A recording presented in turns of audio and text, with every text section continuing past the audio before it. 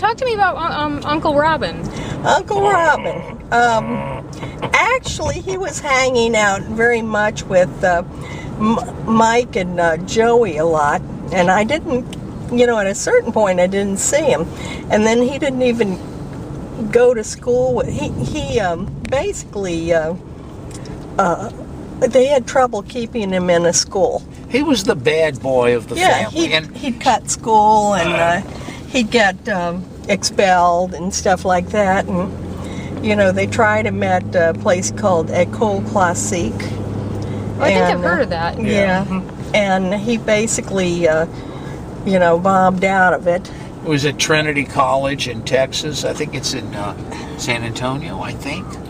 I don't know if he didn't go to college. Yeah, he did. Yeah, I think he was only there like a couple of weeks. Yeah, it was around the time we got married. Yeah, it was around where Zoe was. He had to have gone to college though, because he has his degree in social work, right? Yeah, he went back. Yeah, he went. When he was an adult. Okay. Well, first of all, he got his landscaping degree, and he took some courses over in Japan. To, That's how he met Mitsuko. Yeah, basically. Oh, and that's when he met Mitsuko. Yeah, Yes. that's when he met Mitsuko. It was on an educational tour.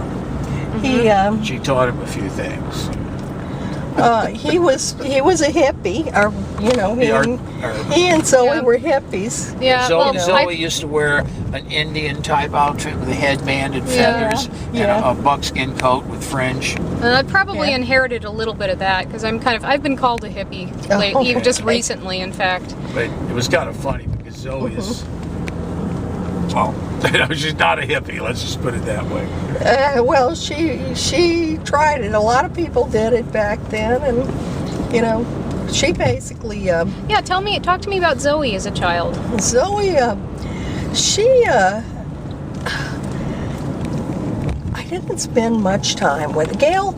I was pretty isolated in that household. Yeah. Really? Yeah, I don't know.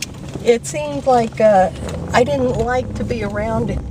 Well, this is why I have so much trouble with the members of the family, Gail. Remember, because I inherited this distancing.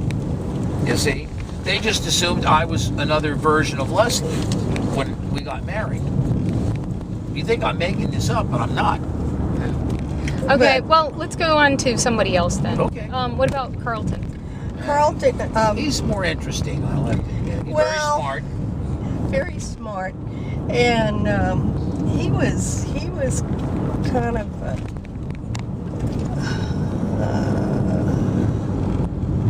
he was sexually abusive. Probably to me. You don't know. But I don't remember. But I do remember him being sexually abusive with Zoe. To Zoe. Yeah. You're getting all some heavy stuff here on Yeah, tape. Mom, this is pretty heavy for considering that I'm recording it. Yeah. Well, I mean, you wanted my Don't family. ask if you don't want to know. I mean, really. You wanted my family. And it was pretty heavy for me. I was like around 10 or, 11 or 12 or so when he was, doing this kind of stuff. And it was, I kind of just locked out of, I didn't want to have anything to do with anything sexual. So we sort of, how shall I put this? Zoe's marital history, I think, plays into this particular narrative. That it's possibly she was trying to get away from the family, and she really had difficulties dealing with us. She still has difficulty dealing with the third husband, and the final kicker is, and great irony is, that what does she do? She does marital counseling, right? Which I think is really it's not funny. She probably but has some insight into exactly. Yeah, Sometimes that's how it works. In fact, I've even joked to her about it. Zoe, you should know. You should be, and I wasn't being sarcastic. So my growing up was not all that great, and my memories of childhood were not all that great. Christmas was probably best, and Mardi Gras was good. Yeah. I think you've told me once that one of the reasons that you're an early riser is because that's when you would see your dad. Yeah. basically he would get up at about 5, and you know, and sometimes I would Go to bed at 8. yeah, and I would Sounds like my dad. be waking up, and I'd see him before he left. You know, so he was rushing out as I was getting up often. And, you know, I really didn't see him too much. He'd come home late usually, and he'd get drunk. They'd eat dinner late, you know, later than the children did, and he'd go to bed at around 8 o'clock, and that was it. But Dirty holidays details. were good. Holidays were good. I enjoyed the holidays, and I'm talking about after Marion died, her children got together to pick things out of the house. You were there. And each sibling got a little colored stick-em dot. And they would put it like on a chair or a table. Yeah, no, I remember Okay. that. After that all happened, and we didn't take very much stuff. Leslie didn't choose very much stuff. Can you turn down the AC, please? I'm sorry, I can't hear much. Zoe wanted the table, okay? We didn't Yeah. want the table. I didn't want to drag that all the way back to Illinois. Yeah. Anyhow, a few days later, we get a long-distance call from Carlton accusing us of stealing the tablecloth. You know, and I said, Carlton, why? I said, I have a lot of faults, but stealing tablecloths is not one of yeah. them. And I said, what would we want to do with the tablecloth? We weren't even interested in the table. But that tells you where we are in a hierarchy. Yeah.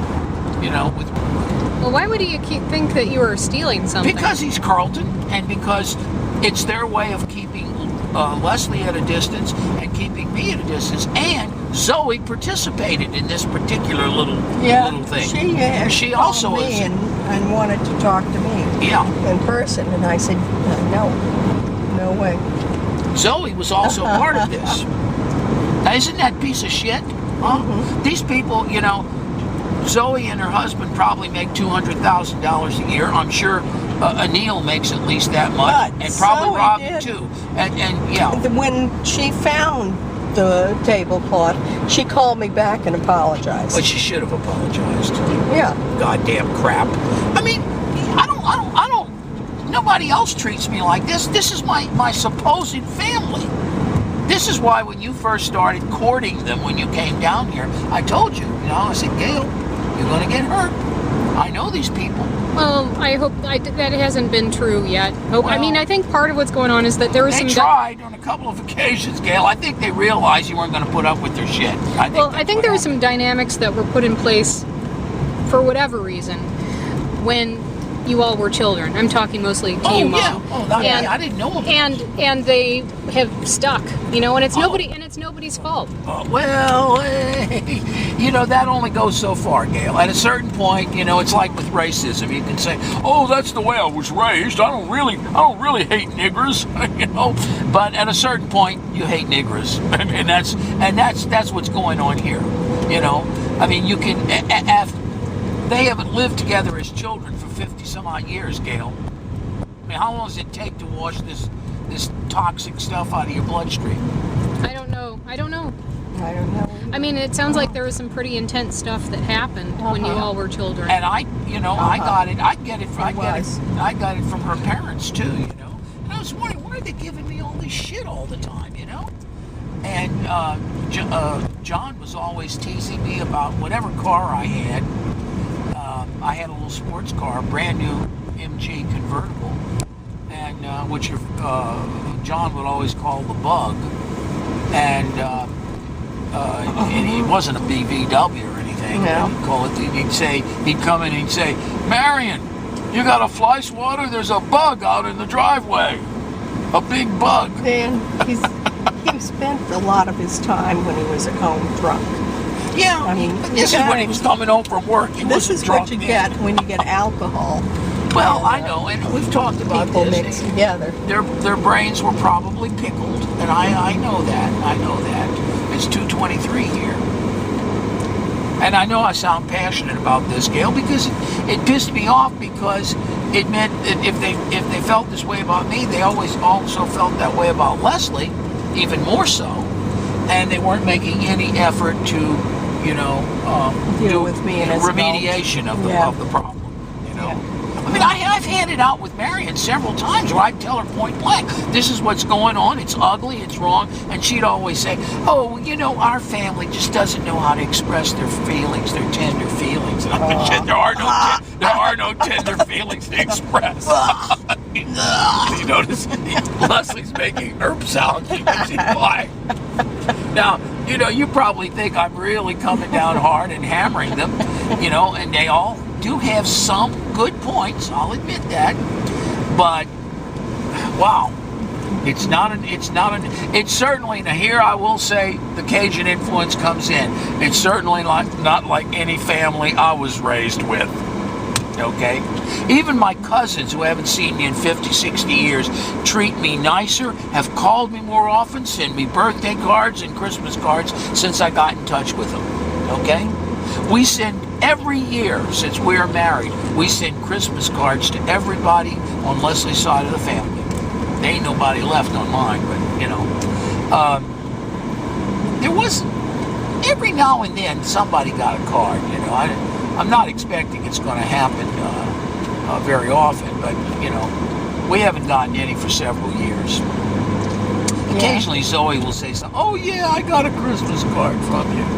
It can really get weird when a parent dies, and there's a lot of siblings. And Gail, remember, I couldn't participate. Another thing, by the way, since we're talking about family things and who has status or stay in this. See, and I don't think in those terms, so I don't even recognize it, and maybe that's why I haven't been hurt by it. There's a very hierarchical culture that in New Orleans and in Louisiana and in the South. And it's just not something. This stuff about kids sharing things that goes on all over the place. Yeah, but I'm just not hip to this cult. When they decided they were going to sell Marion's house, or before they even started talking about it, I pointed out to them, having just gone through this process with my mother's house, that the smart thing to do would be to sell it right then, because the house would not. The longer it stayed there would be things that had to be repaired, and the real estate market was good then, okay? They looked at me like I was trying to offer them a piece of dog shit. They wouldn't even discuss it with me. Well, it was kind of tacitly believed that Carlton should get to stay there, and so as long as Marion he wanted. had given the provision that as long as Carlton stayed there, he didn't have to pay any rent, and they wouldn't have to process the house, sell it, and divvy up the proceeds. And besides, I'm not a blood. They made it very clear in a lot of ways. I had no say in this. I was not a tanner. God fucking forbid. So I didn't say anything more.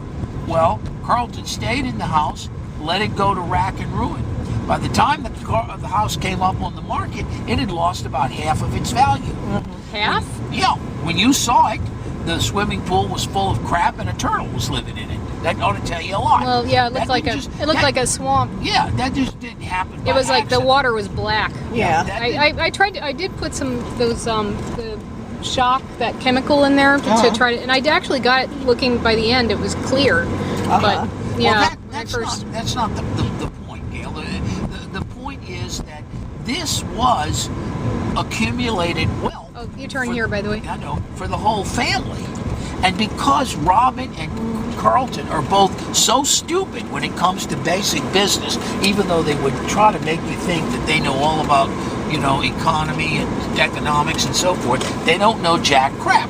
And it gets worse because Robin told us, well, I've got a friend of mine who's going to handle the legal transaction. It took 4 goddamn years, 4 years to get that house, the probate of the will, and get the house. In other words, to actually have sell the house and divide the proceeds with the siblings.